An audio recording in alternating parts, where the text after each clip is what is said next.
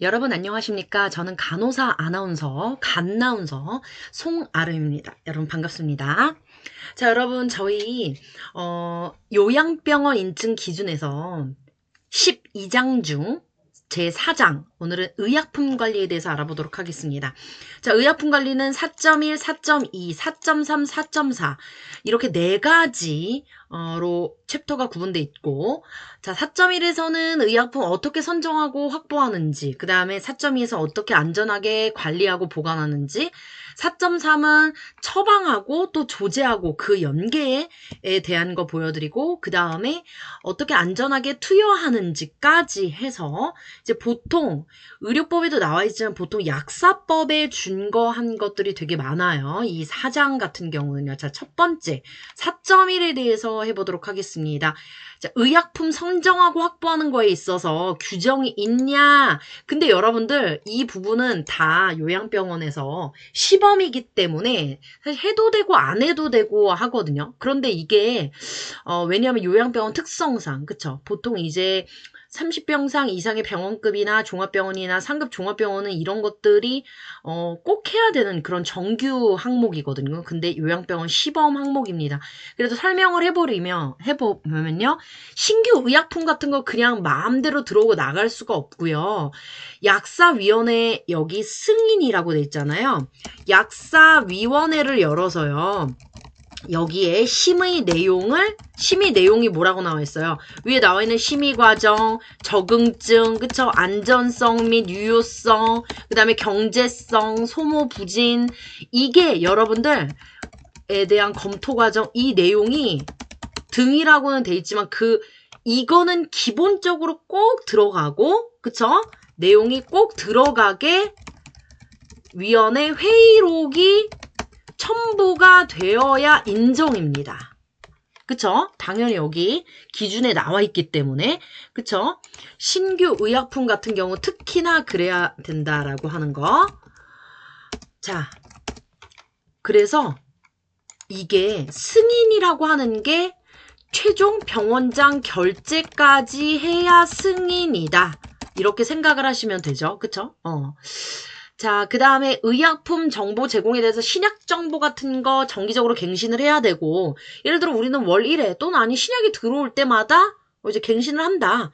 제공 방법 같은 경우는 예를 들어서 우리 그 전산 있잖아요. 거기다가 공지사항으로 띄우고, 그 다음에 약전에서 찾아볼 수 있다. 이렇게 하면 되는 거죠. 근데 의약품 합부조차 만약에 재고가 없는 경우 있을 수가 있잖아요. 그럼 의사한테 통보하고, 이거 좀 며칠만 기다려달라. 입고가 될 것이다. 또는 재고가 없는 의약품에 대해서 직원들도 알고 있어야 되니까. 그쵸? 그리고 대체 의약품에 대해서는 그 대신 이렇게 하겠다라고 하는 거. 자, 그런데 여러분 보시면 여기 조상목 2, 3, 4 보시면 의약품을 선정하고 정보를 제공하고 적절히 확보하는 이게 다 여기 어차피 4.1.1인 규정에 있잖아요. 그쵸? 근데 어차피 시범이라서 가서 인터뷰하고 이런 거는 많이 없어요. 약사님께 이제 물어보죠. 그래서 4.1은 요 정도로 하고요. 4.2 같은 경우는 다 여기 보면 등급에 정규라고 돼 있잖아요. 그리고 규정이 있는 1번 항목만 빼고 나머지는 다 현장 가서 보게 되는 또 약제과라든가 현장의 의약품을 다루는 곳에 가서 보게 되는 프로세스가로 구분이 돼 있어요. 그쵸? 고위험 의약품이라든가 여기 조사 항목 6번, 7번 보면 고위험 의약품이나 주의를 요하는 의약품 요런 게 아예 없으면 미해당이지만 하나라도 다루고 그러니까 0건이더라도 이게 원내에 존재하고 있어요. 그러면 무조건 해야 된다라고 하는 거. 그래서 의약품을 안전하게 보관하는 규정이 있는지 그 다음에 쭉 볼게요. 그러면 지금 조사 항목 1번부터 8번까지의 내용을 다 이 조사 항목 1에다 넣어야 되는 규정에다 넣어야 되는 거잖아요. 그죠? 그럼 의약품 보관 같은 경우는 라벨링을 해야 되고요. 특히나 성분명, 의약품명 같은 거 이제 보통 의약품명으로 요즘에 많이 해요. 그죠? 그 다음에 유효기간, 필요시 경고, 희석해서 투약하시오, 이런 것들부터 시작해서 비치 의약품 같은 경우는 예를 들어서 뭐냐면 그러니까 병동이라든가 중환자실 같은 거 있으면 중환자실. 그런데 만약에 약국이 문을 닫을 것을 대비해서 본인들 이제 부서에서 가지고 있는 거 비치 의약품이잖아요. 자, 그런 것들을 확인을 하고 보관을 어떻게 하는지 가서 확인을 하고요. 그 다음에 정기적으로 의료기관 전체 의약품에 대해서 여기 같은 경우 의약품 보관에 대한 정기적인 검사라고 하는 거는 이거는 반드시 약사님이 하셔야 돼요, 여러분. 그러니까 이게 보통 뭐 예를 들어 지금 4.2에서 제가 말씀드려야 될 게 뭐냐면 4.2에서 지금 4.2. 여러분 이거 보시면 자 4.2.3으로 가서 의약품 보관 상태 정기적으로 감사한다. 원래는 그 비치 의약품이 있는 해당 부서의 장이 관리하지만 정기적 감사. 예를 들면 뭐 월 1회 그렇게 감사하는 거는 반드시 약사가 해야 돼요. 약사. 그죠? 이 약사법에도 있습니다. 그렇기 때문에 반드시 지켜주셔야 되고. 자, 그 다음에 뭐 응급의약품 같은 경우 응급카트가 있는 곳에는 다 당연히 그렇게 세팅을 하고 나서 봉인을 해요. 그러니까 응급카트를 봉인한다라는 거예요. 그 다음에 개봉했는지 안 했는지 여부를 또는 이걸 까겠다고 조사 때문에 뭐 피치 못하게 까겠다고 하고 개봉을 해요. 그리고 나서 안에 있는 의약품의 유효기간 목록 수량이 일치하는지 이런 거 체크리스트와 크로스체킹 합니다. 자, 그 다음에 마약류 같은 경우는 여러분 마약은 여기 지금 4.2.5에 있잖아요. 정말 중요해요. 정말 중요. 그래서 마약을 취급하는 약제과 뿐만 아니라 약제 부서 뿐 아니라 이 마약을 다루는 마약을 다루거나 비치하고 있는 부서 모두 조사 대상이에요. 그러니까 진짜 잘 관리하셔야 된다. 잘 보여주셔야 되고요. 자, 당연히 마약은 이중으로 잠금 장치되어 있어야 되고 항정식성 의약품 같은 경우는 일중 잠치만 해도 됩니다. 그리고 케타민 같은 그런 항정식성 의약품 그 냉장 보관해야 되잖아요. 이런 거 냉장고에 잠금 장치 일중으로 잘 돼 있나 확인하고요. 그 다음에 고위험 의약품을 다루지 않는 데는 미해당이지만 하나라도 있으면 이거 보관 및 관리를 해야 된다. 대상 여기에 나와 있잖아요. 여기 제시된 그런 의약품 목록 보시고 그 목록을 잘 체크리스트를 만들어서 잘 관리하셔야 되고 직원들도 이 사실 알아야 되고요. 당연히 보관 방법 같은 경우는 고위험 표시를 하고 이렇게 반드시 희석후 사용이라고 하는 라벨링을 하고 그 해당 보관 장소에다가요. 그쵸? 그리고 직원들에게 교육도 해야겠죠. 이렇게 라벨링 개봉한 약제 같은 경우는 라벨링을 또 해야 된다. 의약품명 개봉일자 유효기간 포함해서요. 자, 그 다음에 주의를 요하는 의약품 같은 경우도 뭐 차광이 돼야 된다든가 특히 요즘 유사 외관 유사 발음 이런 거 많아요. 뭐 예를 들어 갈색 약병에 앰플에다가 있다고 해가지고 내가 항상 쓰는 그런 약제가 아닐 수도 있거든요. 그러니까 반드시 성분명 또는 약제 명을 보시고 나서 용량 보시고 나서 우리가 앰플 같은 거 따야 되고 그죠? 백신 같은 것도 대부분 다 이렇게 냉장 보관이기 때문에 적정 온도 유지가 잘 돼 있는지. 그 다음 여러분, 이게 뭐냐면 4.2.7, 에서 4.2.7 같은 경우 여러분, 뭐 예를 들어서 온도 조절 잘 되는지 확인하는 건 어렵지 않아요. 근데 주말이 문제예요. 그래서 주말에도 가동을 할 수 있는 USB를 연동을 해가지고 월요일날 와가지고 확인을 해요. 근데 만약에 이게 뭐 일요일날 온도가 뭐 냉장고가 2시간 동안 꺼져 있어. 그게 이제 USB에 남아있잖아요. 그러면 사실 전량 폐기해야 된다. 요렇게 대답을 하시면 되고 규정에도 그렇게 나와 있어야 되는 거죠. 그죠?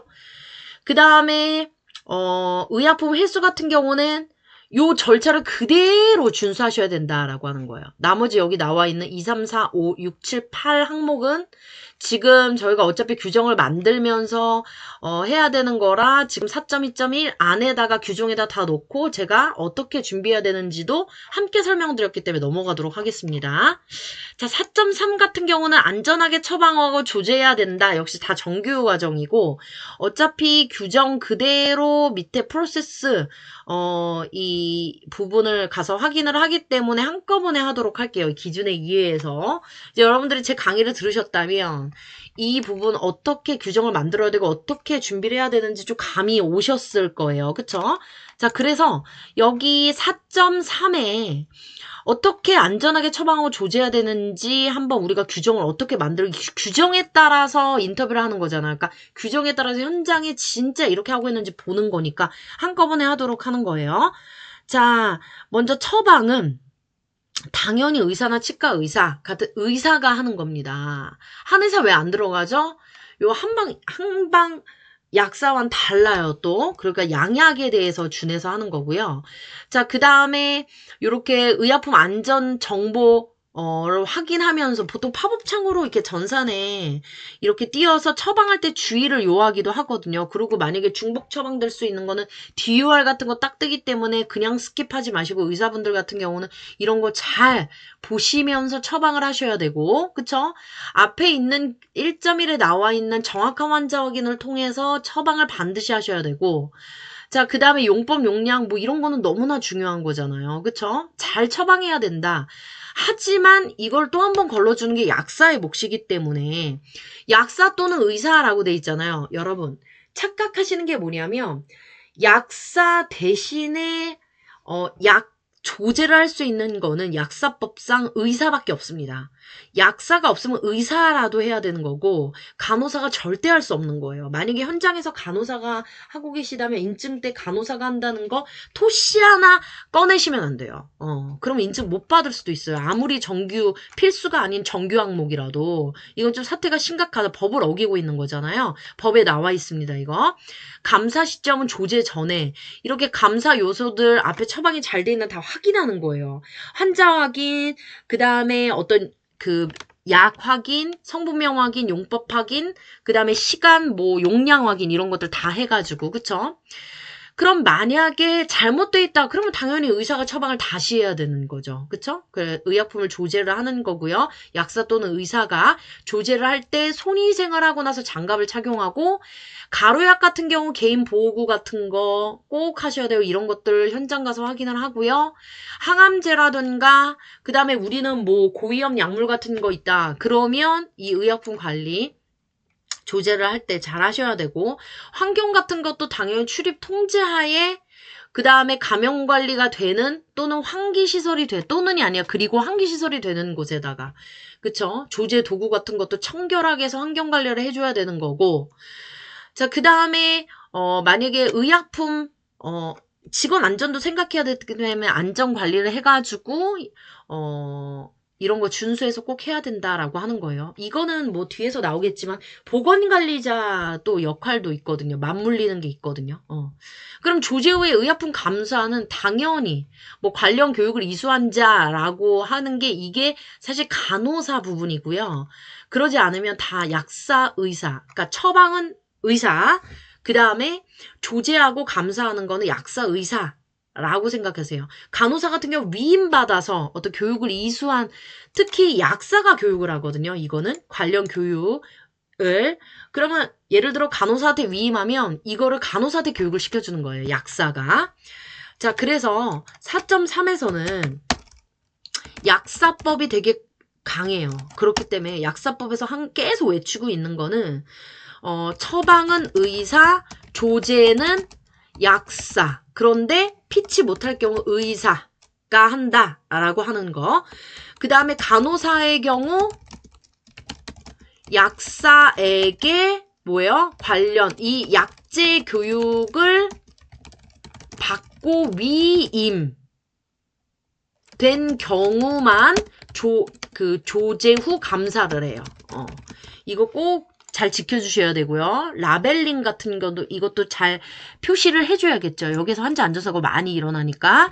의약품 운반도 냉장 차감 같은 거도 운반 잘해야 되는 거고요. 파손될 수 있는 거 뭐 주의 취급 주의 같은 거 붙여가지고 그쵸? 운반 용기도 깨지지 않는 그런 만약에 그 운반 용기가 넘어졌을 것을 생각해서 그런 것도 뭐 그 플라스틱 좀 위험하죠. 그쵸? 그런 것들. 나머지도 다 이 규정 안에 앞에 들어가 있는 부분에 대해서 현장에서 점검을 하는 프로세스로 이제 점수를 매기는 거니까. 그쵸? 그렇게 생각하시면 되고. 그 다음에 4.4 마지막입니다. 의약품 안전하게 투여하는 거. 그럼 이 규정이 있다. 나머지는 다 프로세스니까 현장 가서 하는 거고요. 다 정규 항목인데 마지막 4.4.7 이 의약품 부작용 발생 시 보고하는 거. 자, 이거 같은 경우도 뭐 이렇게 병원급에서도 시범입니다, 사실. 그런데 요양병원도 시범이고요. 자, 그래서 여기 항목 조사 항목 1에서 나머지 다 다루도록 하면 의약품을 투여할 때 투여 수행자는 의사 또는 간호사가 되겠죠. 5라이트 우리가 보통 5라이트를 당연 지키는데요. 여러분 요즘 세븐라이트를 밀고 있습니다. 세븐라이트가 뭐냐면 정확한 환자에게 대상자에게 그죠? 정확한 약물을 정확한 용량으로 정확한 시간에 정확한 경로로 가서 환자에게 설명을 하고 또 기록까지 하는 걸 세븐라이트라고 해요. 자, 그렇기 때문에 이거를 준수해서 보통 하고요. 우리는 기본적으로 5라이트를 지키되 7라이트 한다 뭐 이러면 더 좋습니다. 그러면 상 정도를 받을 수 있겠고요. 상중하 점수 중에. 그 다음에 이렇게 의약품 주입기 사용할 때 뭐 인퓨전 펌프 같은 것들 있잖아요. 그런 거 잘 사용을 하는지. 그 다음 부작용을 발생했을 때 이제 대처 방안 같은 거 어떻게 뭐 그 프로세스 도식화된 프로세스 제공하면 되고요. 직원들한테 그렇게 교육한다. 뭐 투약 설명 같은 경우는 이렇게 투약 설명이 필요한 의약품을 투여하는 이건 이제 의료기관에서 정하면 돼요. 예를 들어서 항응고제, 항혈전제 이런 것들은 항암제를 쓴다는 면역 억제제, 인슐린제제, 항결핵제, 흡입기 이런 거 있는 데는 꼭 넣으셔야 돼요. 이거를. 그 다음에 이렇게 투약 시점 시작 시점에 이렇게 보통 설명을 하고 제가 세븐라이트에서 설명이란 부분 들어가 있죠. 이런 세븐라이트를 하면 어차피 이런 거 다 하게 돼 있어요. 그런데 요거는 이제 간호사 부분에서 할 수 있는 거지만 이 투약 설명 같은 경우는 투약에 대한 거는 원래 약사 의사가 하게 돼 있고 치과병원에서 치과 의사가 하게 되고 치과를 다루는 요양기관에서 치과가 있는 경우도 있기 때문에 자, 그런데 여기 의료기관의 복약 지도가 필요한 의약품을 정하고 적용한 그 외의 투약 설명 간호사가 가능하다. 이것도 위임 받아서 하고 있는 거고요. 자, 그 다음에 의약품을 폐기할 때에도 이제 프로세스에 따라서 안전하게 마약류 관련법에 따라서 어떻게 폐기돼요? 여러분 마약류 폐기를 할 때는요. 그냥 폐기되는가 마약류 같은 경우는 폐기는 이렇게 제일 많이 하는 게 마약류가 파손되었어요. 그러면 파손 보고서와 함께 그 파손 현장 실물 사진 그 다음에 이거를 그냥 폐기하면 안 되고 약제 부서에 폐기하는 거예요. 약사니까 갖다 드려야 되는 거죠. 그쵸? 그 다음에 지참약 관리 같은 건 우리 셀프 메디케이션이라고 하잖아요. 그래서 이제 보통 우리가 의약품 식별하는 게 간호사들이 하는 경우가 많은데 사실 이거 약사님이 해주셔야 되는 거고요. 그 다음에 이렇게 원래는 지참약 같은 경우는요. 환자한테 그냥 먹으라고 주거나 간호사가 챙겨준다기보다 이거는 병원에서 갖고 있을 테니 드시지 마시고 저희가 따로 처방해 드릴게요. 자, 이러면서 처방해 드리는 게 가장 좋지만 이제 그러지 않은 병원은 이게 약사가 이걸 챙겨야 된다라고 하는 거예요. 그 다음에 부작용 보고 같은 경우는 뭐 이거는 시범이긴 하지만 보고자 보고 내용 시기 방법 이런 게 항목에 다 들어가야 되고 원내보고 원해보고가 있는데 이제 보통 원내보고로 많이 되죠. 그쵸? 자, 그래서 여기까지 설명을 드렸는데 보통 이제 약사님들이 되게 잘 아시기 때문에 근데요 약사님들이하고 인증을 안 받아보신 분들 같은 경우 또 모릅니다. 자, 그렇기 때문에 뭐 간호사라든가 지금 간호부서장님들이라든가 아니면 QPS 담당자 그분들이 좀 이걸 아셔야지 이 약국 관리를 할 수가 있거든요. 그쵸? 그렇기 때문에 여러분들 제가 지금 필기한 이 내용은 지키지 않으면 꼭 안 되는 것들 중심으로 되어 있기 때문에 여러분들 다운받아서 도움 받으시길 바라고요. 자, 여러분 이렇게 해서 저희 그 총 12장 중에 네 번째 장 의약품 관리에 대해서 마치도록 하겠습니다. 여러분 감사합니다.